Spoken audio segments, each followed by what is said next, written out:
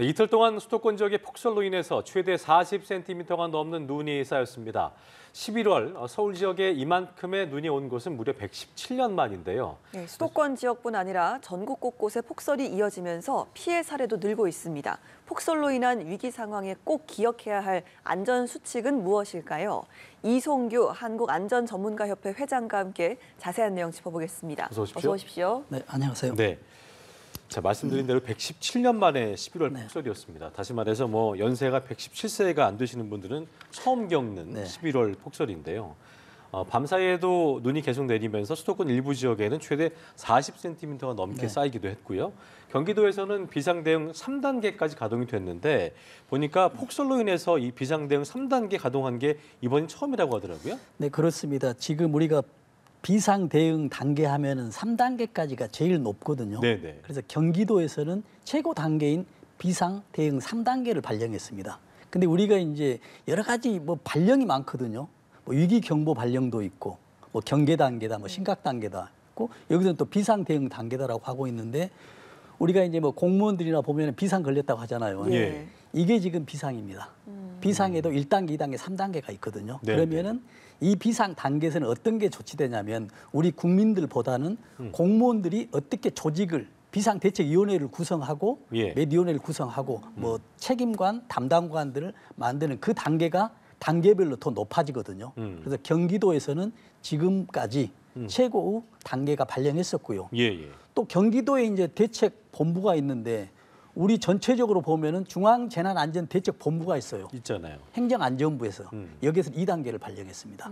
왜냐하면 경기도에서는 가장 많은 폭설이 내려왔고 앞으로도 내려오고 있기 때문에 경기도 자체 내에서는 최고 단계.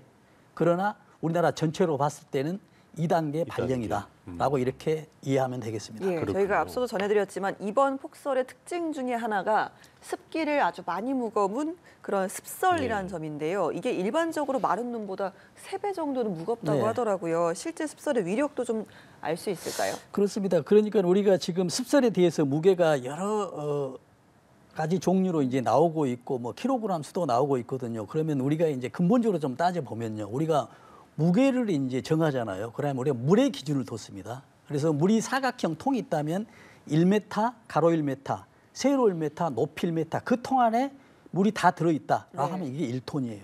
1000kg이거든요. 그러면 물을 기준으로 했을 때 기름은 물보다 가볍잖아요. 그러면 얼마나 가벼우냐? 비중량을 정했습니다. 비중을. 그래서 우리 물이 비중 1이고 기름은 얼마냐면 0.9예요. 0.9. 그렇다는 얘기는 그 통 안에 1m 통 안에 기름이 들어갔을 경우는 900kg라는 얘기죠. 그러면 그 통 안에 세부치, 철이 들어있다면 얼마냐면 철의 비중은 7.8이었습니다. 7.8톤이 됩니다.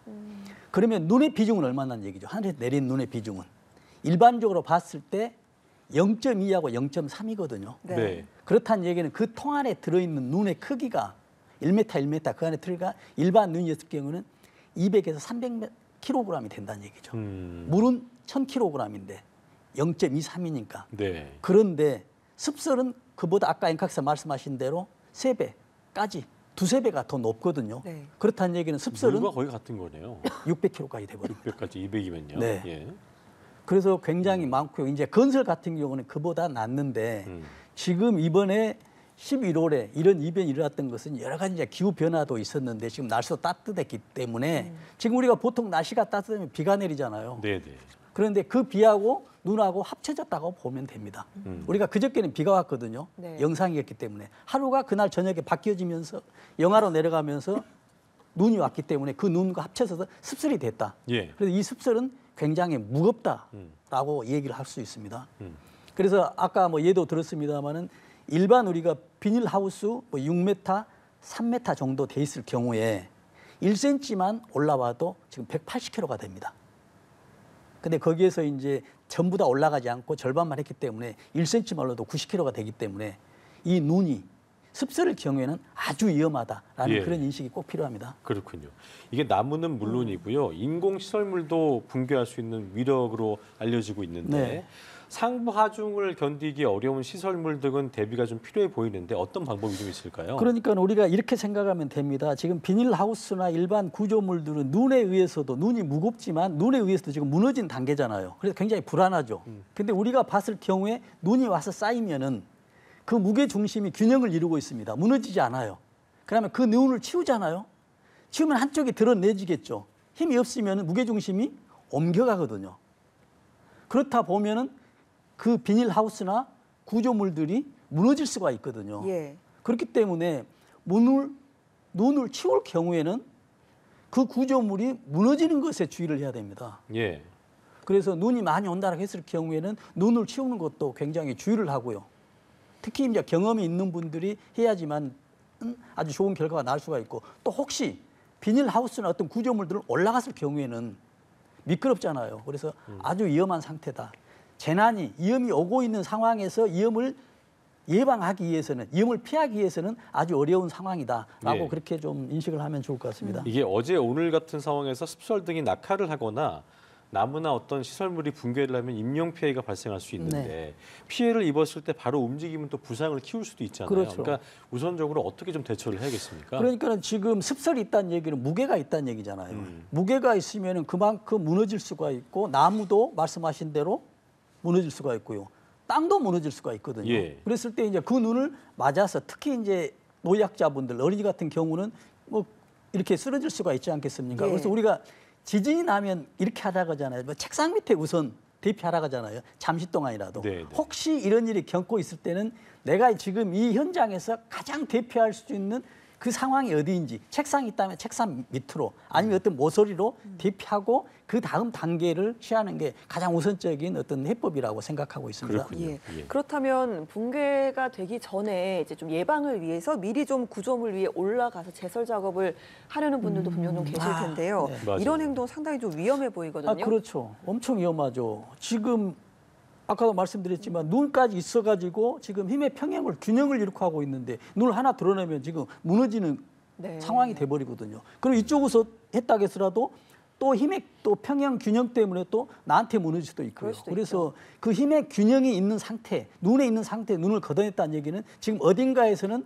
큰 힘을 받고 무게 중심이 움직이고 있다. 무너질 위험성이 아주 높다라고 생각해야 되거든요. 그래서 아주 심오한 주의가 필요하다라는 그 말씀드립니다. 그렇다면 습설을 제거는 어떻게 해야 되는 거예요? 하면요. 습설을 제거하는 지금 눈이 오는 상황에서는 어떤 도로 같은 경우는 무너질 일이 없죠. 그러나 어떤 구조물 말씀하신 대로 구조물 비닐하우스는 무너지지 않았다면 그대로 놔두고 어떤 가장자리 있죠. 이 가장자리는 좀 치우면서 그 햇빛에 의해서 녹아 흘러내리는 이런 방법들이 가장 좋지. 전반적으로 이 전부 걷어내야 되겠다라고 한다면 지금 무너질 수 있는 위험이 있다. 그렇게 지금 볼 수가 있겠습니다. 그렇군요. 자, 뭐 인명 피해나 어떤 이런저런 피해가 좀 이어지고 있는 상황인데 지금 나가는 상황입니다. 저 상황이 지금 이제 오늘날 12시 15분쯤에 12시 5분쯤에 네. 안양시 동안구 소재 농수산물센터 지붕 붕괴 네. 장면인데요.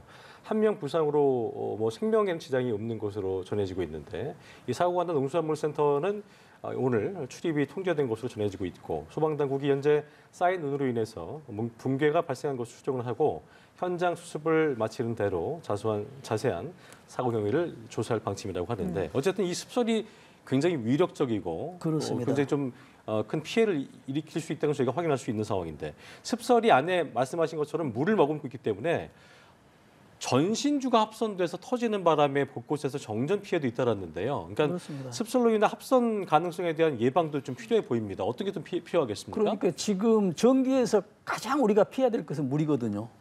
그래서 이제 눈도 물이지만 눈 중에서 습설이기 때문에 물이 더 많다는 얘기죠. 그러니까요. 예. 또 습설이 있다는 얘기는 그만큼 또 잘 뭉쳐지거든요. 그러니까 눈싸움이 잘 되는 눈이잖아요. 그렇죠. 여기에. 그렇다는 얘기는 잘 뭉치네. 전신주에도 눈이 많이 있고요.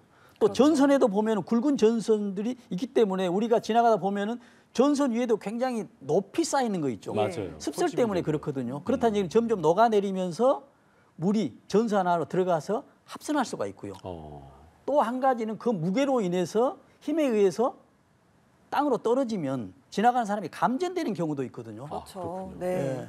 그래서 또 바닥에 있으면은 바닥에 눈이 있고 물이 있기 때문에 물은 또 전기를 통하고 있지 않습니까? 그래서 몇 메타 떨어졌다 하더라도 나한테는 하장 피해가 없었더라도 물에 의해서 감전되는 위험이 있기 때문에 이곳을 지나가거나 이곳을 정리하는 분들은 정말 안전을 좀 심각하게 완전하게 한 다음에 어떤 작업을 필수적으로 하게 된다면 하는 것이 가장 현명한 방법이라고 생각합니다. 감전사고까지 생각하면 참 습설이 정말 무섭네요. 존재 네. 자체가. 이렇게 습설 이야기를 좀 해봤고요. 이번에 이제 블랙아이스 이야기도 좀 해보겠습니다. 네. 어제 대설주의보가 내려졌던 원주에서 차량들이 잇따라 미끄러지면서 무려 53중 추돌 사고가 발생을 했습니다. 네. 역시나 도로 위에 가장 무섭다는 블랙아이스 때문이었죠. 그렇습니다. 지금 우리가 말 그대로 블랙 아이스, 얼음이 우리가 눈에 보이는데 얼음이 보이지 않아요. 검정색입니다. 맞아요. 지금 어떤 개념이냐면 뭐 다 아시겠지만은 지금 도로는 새카맣잖아요. 그렇죠. 그렇기 때문에 지금 얼어 있는데 눈이 얼으면서 녹으면서 이 얼음이 있기 때문에 지나가는 사람이나 아니면 운전자가 그게 얼음이 있는지를 모르고 지나가기 때문에 이런 사고가 났는데요. 지금 53중 추돌입니다. 그렇다는 얘기는 53명의 운전자가 이 상황을 알았음에도 불구하고 브레이크 시스템이 작동이 안 됐다는 얘기입니다. 네. 밑에 얼음 때문에. 그러니까 작동이 돼도 서지는 않는 거죠. 뭐, 그렇죠. 그렇죠? 예, 됐다 그래서 하더라도. 가장 좋은 방법은 안전거리 확보밖에 없습니다. 특히 이제 여기에서 어제 갑자기 비가 왔기 때문에 스노우 타이어를 장착한다는 것도 쉽지 않고요. 예. 네. 더더구나 지금 이런 평상시에 뭐 비가 왔을 때 눈이 왔을 때 블랙 아이스에서도 굉장히 중요한 건 뭐냐면 타이어 있죠. 이 타이어가 스노우 타이어가 아니더라도 일반 타이어가 또 수명이 다 됐거나 마모가 됐을 경우에는 어떤 슬립되는 현상이 훨씬 더 높거든요. 그렇군요. 네. 그래서 가장 안전한 방법은 뭐 몇 년에 한 번 얼마나 달아졌을 때 교체해야 된다고 하는데 그 교체 주기를 빨리 당기는 것에 본인의 안전이나 네. 가족의 안전에 가장 좋은 방법일 수가 우선 차량 운전에 좋은 요건이라고도 볼 수가 있겠습니다. 자, 보면 이제 어제 저 53중 추돌인데 그래도 아까 서행을 강조하셨잖아요. 네. 그래도 그걸 잘 지켰는지 부상자가 11명이면 그래도 그나마 덜 피해가 발생한 것인데 그 부분도 좀 서행도 굉장히 중요한 부분 같아요. 그렇습니다. 가장 네. 이제 안전한 방법이 서행이고요. 특히 이제 모든 곳에서 블랙 아이스가 발생되는 건 아니거든요. 네. 또 이분들이 운전하는 분들이 거의 초행길이었거나 아니면 이 길을 자주 가지 않았던 사람일 수가 있습니다. 왜냐하면 블랙 아이스라는 얘기는 이 도로 위에 얼음이 물이 있었다는 얘기잖아요. 물이 얼음이 됐다는 얘기잖아요. 그러니까요. 예. 그런데 어떤 경우도 또 우리가 볼 수가 있냐면 도로가 마모돼 가지고 좀 패여 있다라고 한다면 거기에 물이 고여 있을 수가 있죠. 이게 얽게 될 수가 있거든요. 예. 그래서 이런 보수나 이런 것들도 어떤 도로공사나 정부 지자체에서는 이러한 것에 꼭 관심을 가지고 다시 한번 점검하는 것이 필요하고요. 예. 지금 어쨌든 그래서 방어 운전도 굉장히 필요한 상황인 거고요. 아, 그렇습니다. 그렇죠? 지금 예. 내가 거리를 두고 안전거리를 두고 있다는 얘기는 앞차가 급정지했을 때 내가 정지하는 것도 유리하지만 내가 어떤 문제가 발생했을 때 뒷차가 나를 추돌할 수 있는 또 안전거리 확보가 되거든요. 그러니까요. 그래서 말씀하신 대로 가장 좋은 방법은 안전거리 확보입니다. 그러나 그 이전에 우리가 준비해야 될 것은 타이어 타이어. 또 이런 것들을 요 스노우 타이어 여쭤보려고 했는데 네. 이게 블랙아이스에 도움이 좀 되나요? 어떻습니까? 도움이 되죠. 그러나 지금 이 스노우 타이어 어떤 타이어를 하더라도 지금 위험을 예방할 수는 없어요. 자, 위험을 줄일 수는 있지. 줄일 수는 있다. 줄일 수는 있지만 안전하지는 않습니다. 그러나 어떤 타이어가 새 것이고 또는 말씀하신 대로 어떤 스노우 타이어라고 한다면 상당한 효과는 볼 수가 있죠. 그렇군요. 그러나 이것만이 해결책이 아니고 아까 말씀하신 대로 어떤 안전거리나 주의운전 가속하지 이런 않는 것, 그렇죠. 방어 운전하는 것. 그게 가장 예. 동반되지 않으면 아무리 좋은 타이어라도 효능이 없다라고 네. 그렇게 알겠습니다. 말씀드리겠습니다. 알겠습니다. 여기에다가 제설을 하는 차량이 내리막길에서 미끄러지면서 전신줄을 들이받는 사고도 있었습니다. 네. 길이 상당히 미끄러웠던 걸로 추정이 되는데요. 그러면 내리막길에서는 어떻게 운전을 하는 게 그러니까요. 좋을까요? 그러니까 지금 제설하는 곳은 위험하기 때문에 제설을 하잖아요. 예. 모든 것을 다 제설하지 않잖아요. 네. 그래서 우리가 제일 먼저 하는 곳은 가장 위험한 곳에부터 제설을 하고 있는데 제설을 하고 있는 2차적인 사고가 발생해 버리거든요. 굉장히 이거 안타까운 현실이죠. 예. 그래서 물론 제설하는 분들도 안전 의식이나 안전 규칙을 잘 하고 있는데도 불구하고 이런 사고가 난다는 얘기예요. 그러면 우리 일반인들이 했을 때는 이 길을 가면 얼마나 위험하겠냐는 얘기예요. 그래서 가장 좋은 방법은 그 길을 가지 않는 곳인데 악용할 수는 없잖아요. 그러니까요. 불가피하게 가게 된다면 계속 반복되지만 안전운전. 또 더욱이 불가피한 상황에 대해서는 차를 한쪽에 파킹을 시켜놓고 주차를 해놓고 다른 차편을 이용하는 것도 어떤 안전에 대한 방법이 될 수가 있거든요. 그러니까 내리막길에서 미끄러울 때는 네. 뭐 엔진 브레이크를 쓰든 뭐 하든 방법이 없는 거잖아요. 그렇죠. 그죠? 그런데 이제 말씀하신 대로 이제 발 브레이크, 풋 브레이크라 하죠. 발 브레이크보다 말씀하신 대로 엔진 브레이크가 저단을 유리하거든요. 놓고 하는, 그렇죠. 예. 엔진 브레이크는 말 그대로 엔진의 속도를 어떤 기아 변속에서 바꿔버립니다. 그러니까요. 예를 들어서 3단을 2단으로, 뭐 2단에서 1단으로 일단으로. 바꿔버리죠. 그렇다는 얘기는 지금 전체 차가 회전 속도가 줄어든다는 얘기죠. 지금 브레이크를 밟는다는 얘기는 엔진은 3단으로 계속 가고 있는데 브레이크에서 바퀴만 지금 우리가 압축을 가해서 받고 있거든요. 그렇다는 얘기는 부하를 많이 받고 있다는 얘기죠. 이걸 아예 없애고 엔진 브레이크를 변속을 하는 게 가장 네. 좋은 방법인데 그럼에도 불구하고 이것도 완전한 해결책은 되지 않는데 좋은 조건은 될 수가 있다라는 네. 그런 말씀을 드립니다. 그리고요, 또 이 제설 차량 주변에 일반 차량이 같이 또 운전하는 경우도 있지 예. 않겠습니까? 네. 그렇다 보면 제설 차량으로 인해서 눈보라가 발생하게 되기도 그렇죠. 하는데 맞습니다. 이럴 경우에는 좀 어떤 부분을 유의해야겠습니까? 그러니까 일단 이제 시각적으로 보이질 않죠.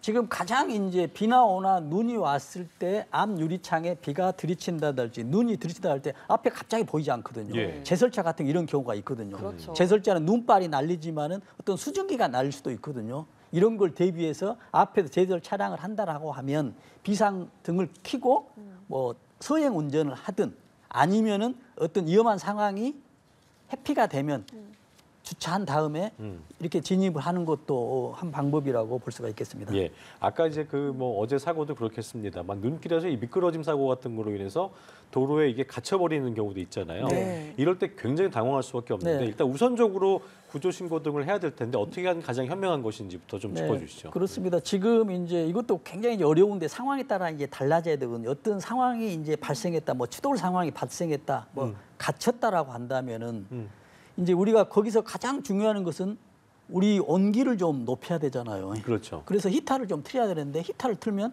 연료가 지금 없어지거든요. 음.